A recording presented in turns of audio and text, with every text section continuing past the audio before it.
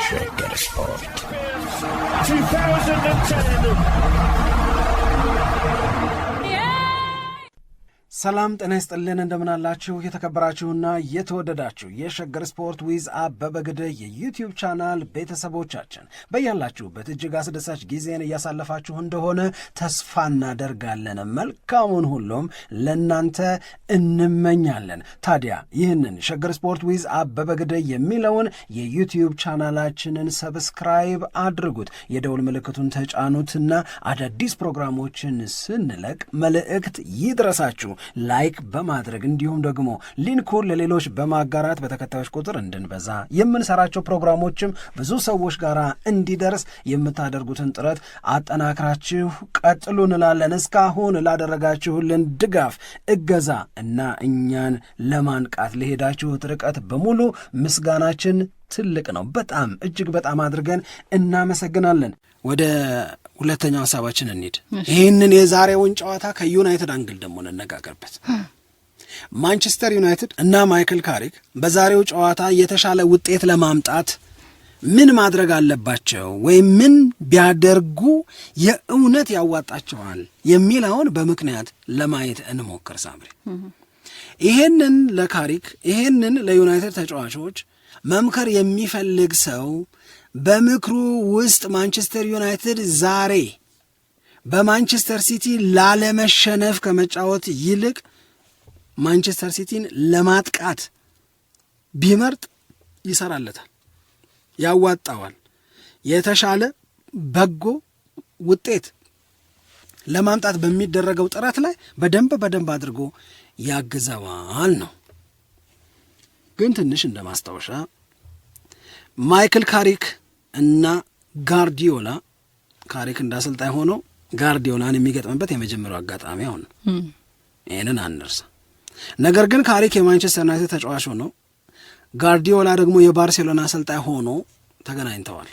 ያውም 2 ጊዜ፣ ያውም በአውሮፓ ቻምፒዮንስ ሊግ የዋንጫ ጨዋታ ጊዜ 2009 እና 2011። በሁለቱም አጋጣሚዎች ማንቸስተር ዩናይትድ በባርሴሎና ተሸንፎ ዋንጫውን አጥቷል። ጉድ የፈላበት በጣም ጉድ የፈላበት ማንቸስተር ሲቲ ነበር ያን ጊዜ የነበረው እና የመጀመሪያው የቻምፒዮንስ ሊግ የዋንጫ ጨዋታ 2009 ላይ ተደርጎ የጋርዲዮላ ባርሴሎና ማንቸስተር ዩናይትድን አሸንፎ ዋንጫ መብላቱን እንደዚሁም በ2011 መድገሙን የሚያስታውሰው ካሪክ ከሁለቱ ሽንፈቶች የበለጠ ህመም የፈጠረበት የመጀመሪያው ሽንፈት እንደሆነ ይናገራል። 2009 ላይ እስካሁን ስነ ልቦናዊ ጠባሳ አለብኝ ይላል። የጋርዲዮላን አጨዋወት፣ ጋርዲዮላን በባርሴሎና የደረሰባቸውን ሽንፈት በተመለከተ ካሪክ እንዲህ ያለ ስሜት አለ። ሳይኮሎጂካል ስካር አለኝ ይላል። በቃ ስካር ማለት ጠባሳ መሻር የማይፈልገው በእነዚህ ረጅም ዓመታት የእግር ኳስ መጫወት ህይወቱ ውስጥ the most painful ከሚባሉ ሽንፈቶች አንዱ ያሸነፈው የጋርዲዮላ ቡድን ነው ባርሴሎና 2009። የአሁኑ ማንቸስተር ሲቲ ከያኔው ባርሴሎና ጋር የሚነጻጸር አይመስለኝም። ነገር ግን አሁንም የጋርዲዮላ ቡድን በተለየ ፕሮፖዚሽን፣ በተለየ አቀራረብ፣ በተለየ አቅም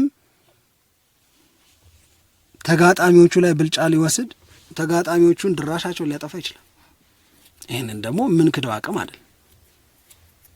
ስለዚህ ይሄ እንዳይደገም ይልቁንም የ2009ንም ስሜት ጋርዲዮላን አሰልጣኝ ሆኖ ለማሸነፍ ካሪክ የእውነት ለመናገር ምንም ጥያቄ የለውም። የበዛ ጥንቃቄ፣ የበዛ ፍርሃት፣ ሽንፈትን አቮይድ ለማድረግ የመጀመሪያውን ጨዋታ በመሸነፍ ላለመጀመር ሲል እና ለማንቸስተር ሲቲ እጅ ሰጥቶ ወደ ሜዳ ከመግባት ይልቅ ቢያጠቃ የተሻለ ነው ተብሎ ይታመናል። ይሄ ማለት ምን ማለት ነው? ሩበን አሞሪም እና ማንቸስተር ሲቲ ጋርዲዮላ ይዞት ባደረጉ ጨዋታ 0-0 እንደወጡት አይነት ጨዋታ እንደዛ አይነት ውጤት ፍለጋ ወደ ሜዳ መግባት የለበትም። ማጥቃት ነው ዛሬ ማንቸስተር ዩናይትድን የሚረዳው። ሁሌም እንደሚባለው አታክ ኢዝ ዘ ቤስት ፎርም ኦፍ ዲፌንስ ይባላል። ማጥቃት ማለት በደንብ ከቻልክና ከፈጸምከው ምርጥ መከላከል ማለት ነው። እዛው ታስቀራቸዋለህ፣ ወደ አንተ አይመጡም፣ ስጋት ትሆንባቸዋለህ ማለት ነው። ስለዚህ ይሄንን ማድረግ ይኖራል። ለዚህ የሚያግዘው ብዙ ነገር አለ ነው። አንድ ማንቸስተር ዩናይትድ እንዳለፈው የውድድር ዓመት አይደለም። ማንቸስተር ዩናይትድ በዘንድሮ የውድድር ዓመት የማጥቃት አቅሙን ለማስተካከል ሲል ኢንቨስት አድርጓል በደንብ። እናም የማን ዩናይትድ የማጥቃት አቅም ተስተካክሏል። ቁጥሮቹ በደንብ የሚመሰክሩት እሱን ነው። ማንቸስተር ዩናይትድ ተጋጣሚዎቹ ላይ ባገባው ጎል ብዛት 3ኛ ነው። በእንግሊዝ ፕሪሚየር ሊግ የደረጃ ሰንጠረዥ አርሰናልና ማንቸስተር ሲቲ 1ኛና 2ኛ ናቸው። ሁለቱ ብቻ ናቸው ብዙ ጎል በማግባት ከዩናይትድ የሚበልጡት። መሻሻል ማለት ይሄ ነው። ስለዚህ ባገባው ጎል ብዛት 3ኛ ደረጃ ላይ ነው ያለው። በኤክስጂ የወሰድን እንደሆነ የዛሬው ተጋጣሚው ማንቸስተር ሲቲ ብቻ ነው ከማንቸስተር ዩናይትድ የሚበልጠው። ለግብ በሚጠበቁ ግብ ይሆናሉ ተብለው በሚጠበቁ እድሎች ማንቸስተር ዩናይትድ ከማንቸስተር ሲቲ ብቻ ነው የሚያንሰው። ከደረጃ ሰንጠረዡ መሪ ከአርሰናል ጭምር ይበልጣል፣ ይሻላል። በማጥቃት መሻሻል፣ በማጥቃት ማደግ ማለት ይሄ ነው፣ ሌላ አይደለም። የግብ ሙከራ ማድረግ ከሁሉም ይበልጣል። 1ኛ ነው ዩናይትድ። ከአርሰናልም ይበልጣል፣ ከሲቲም ይበልጣል፣ ከሊቨርፑል ከሁሉም ይበልጣል። ማደግ ማለት ይሄ ነው፣ ሌላ አይደለም።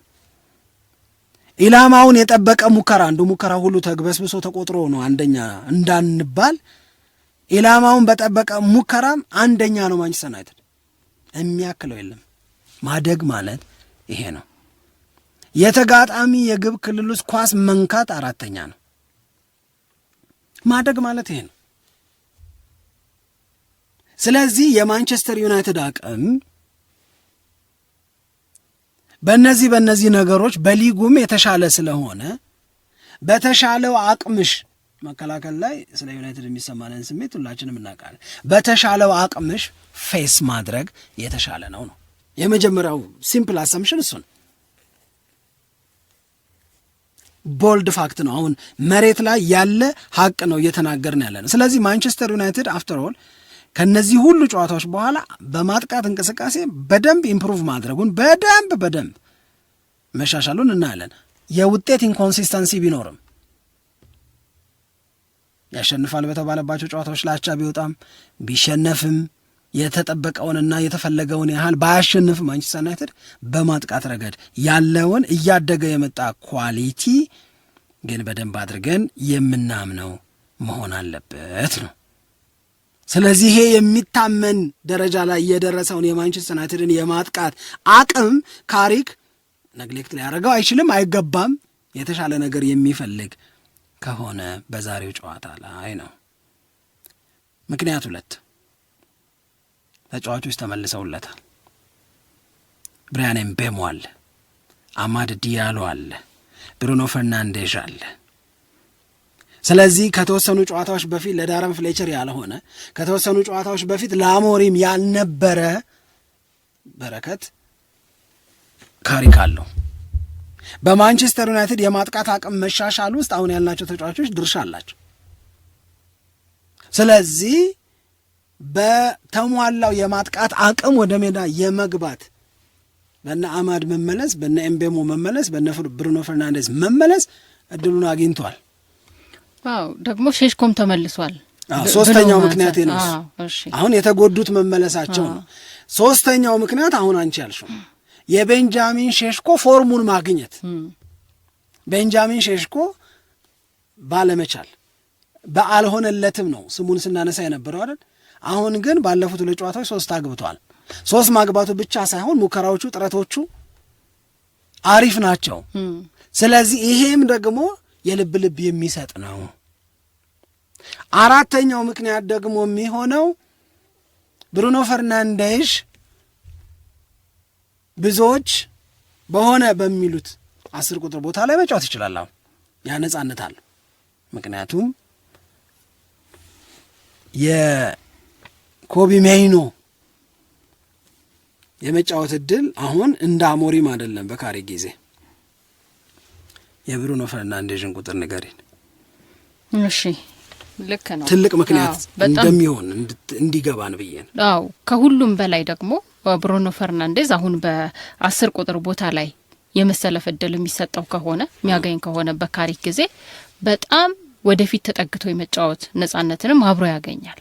ይሄ ደግሞ ባለፉት ጊዜያት ላይ ምን ነበር የሚለውንም ወደ ኋላ መለስ ብለን እንድናስታውስ ያደርገናል። እንደውም የብሩኖ ፈርናንዴዝ የሂት ማፕ ሁሉ ሲወጣ ነበር በ2020 21 22 ከዛ ቀጥሎ ደግሞ 22 23 ከዛ 23 24 እነዚህ ጊዜያት ላይ በዚህ ቦታ ላይ ሲጫወት የብሩኖ ፈርናንዴዝ የአብዛኛው መገኛው የት ነው የሚለውን ስታይ ወደ ተቃራኒ የግብ ክልል ላይ ወይም የተቃራኒ ቡድን ሜዳ ውስጥ ነው በአብዛኛው የሚገኘው። ይሄ ደግሞ ማጥቃቱን በጣም እንዲያግዝና ብዙ ድሎች እንዲፈጥር ምክንያት ሆኗል ማለት ነው።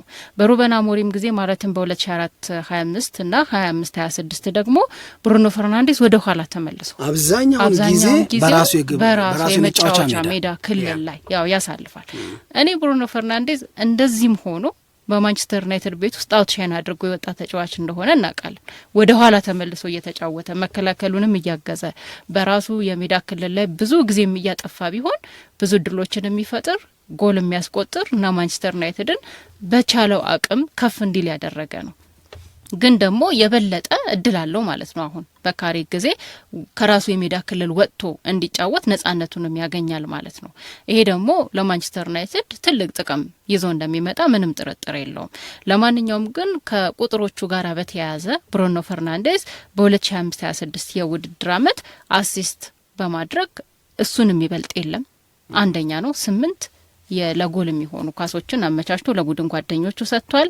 ከዛ በተጨማሪ ደግሞ እድል በመፍጠር ረገድም የግብ እድል በመፍጠር ይሄ በተደጋጋሚ ያነሳ ነው 56 እድሎችን ፈጥሯል። ይሄም በፕሪሚየር ሊጉ አንደኛ ደረጃ ላይ እንዲቀመጥ የሚያደርገው ነው። ይሄም በጣም ጥሩ ቁጥር ነው ለብሩኖ ፈርናንዴዝ። ከዛ ቀጥሎ ደግሞ ኤክስፔክትድ አሲስት የምንላቸዋል። አሲስት ከሱ ያልጎደለ ብዙ ጊዜ አንተ እንደውም ታነሰዋል። ይሄ የጨራሹን ድክመት የሚያሳይ ነው እንጂ ለጎል አመቻችቶ የሰጠውን ተጫዋች ድክመት ፍጹም ብታይበት አይደለም። በቃ አሲስት ነው። የጨረሰው ሰው ጎል ስላላደረገው ብቻ ኤክስፔክትድ አሲስት ይባላል። በዛኛው ተጫዋች አባካኝነት ምክንያት ለዚህኛው ተጫዋች አሲስት ተብሎ ያልተቆጠረለት ማለት ነው። ልክ ነው። እና ኤክስፔክትድ አሲስትን በተመለከተ ብሩኖ ፈርናንዴዝ 5.07 ነው ያለው። ይሄ ደግሞ በፕሪሚየር ሊጉ ሁለተኛ ደረጃ ላይ እንዲቀመጥ አድርጎታል ማለት ነው። እንዲሁም ደግሞ ወደ ጎል የሚሞከሩ ሙከራዎችንም በተመለከተ ብሩኖ ፈርናንዴዝ 111 አለው ሾት ክሬቲንግ አክሽንስ የሚባሉት ማለት ነው። ይሄ በፕሪሚየር ሊጉ የመጀመሪያ ደረጃ ላይ እንዲቀመጥ የሚያደርገው ተጫዋች ነው። 114 ነው። በጣም ብዙ ነው ይህም ራሱ ስትመለከተው።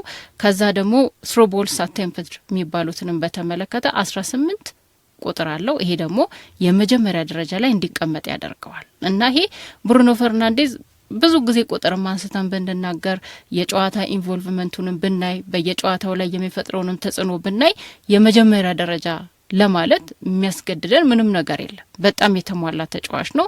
ለማንቸስተር ዩናይትድም በጣም ትልቅ አገልጋይ ነው።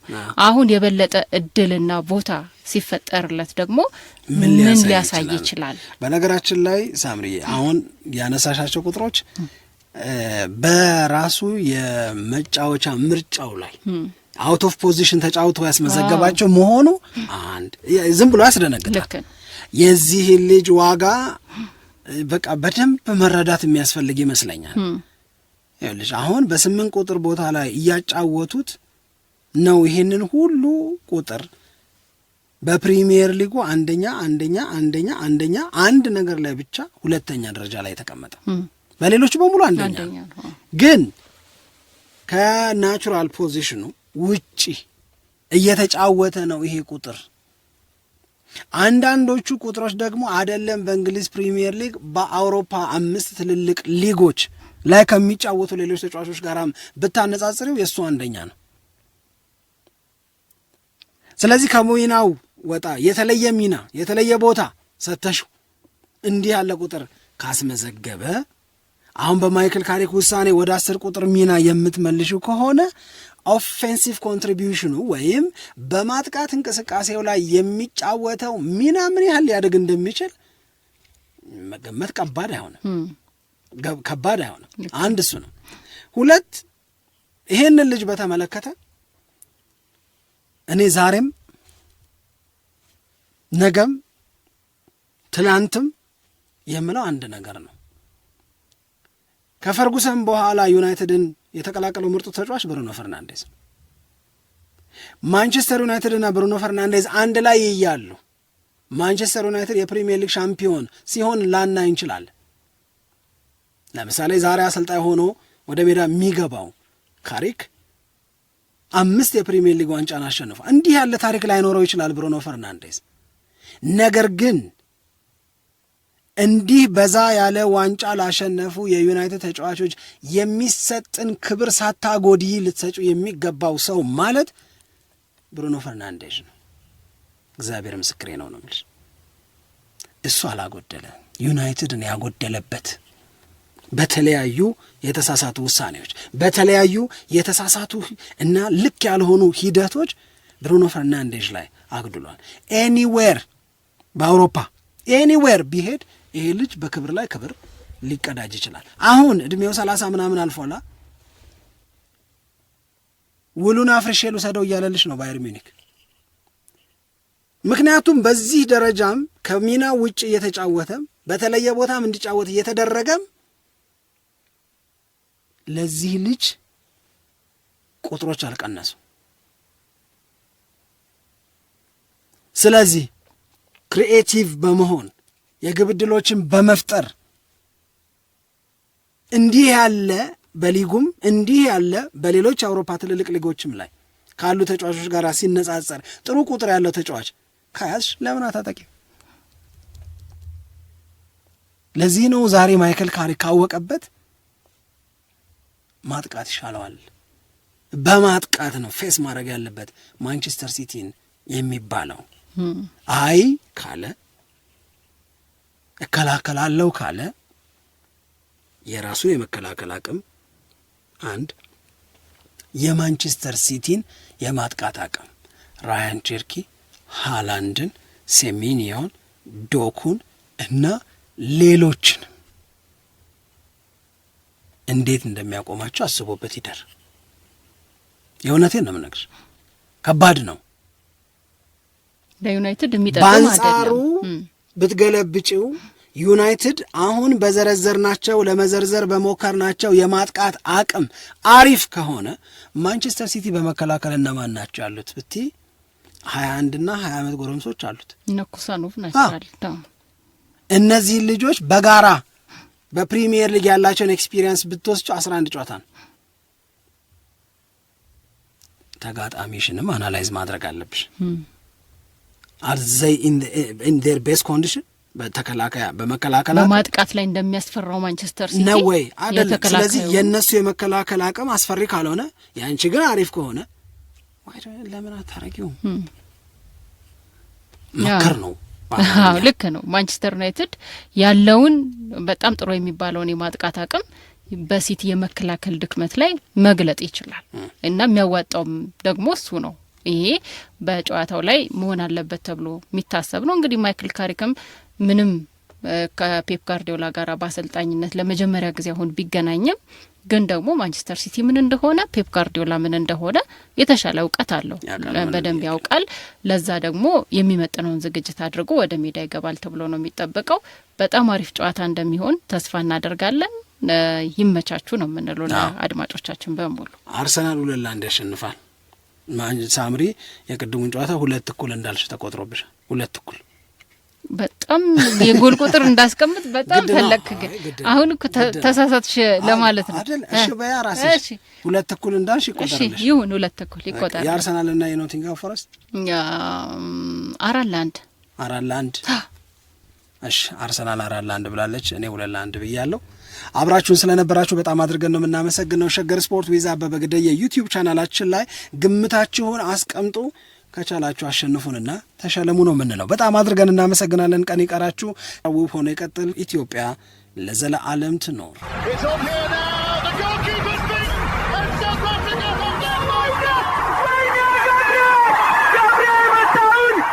ሸገር ስፖርት 2010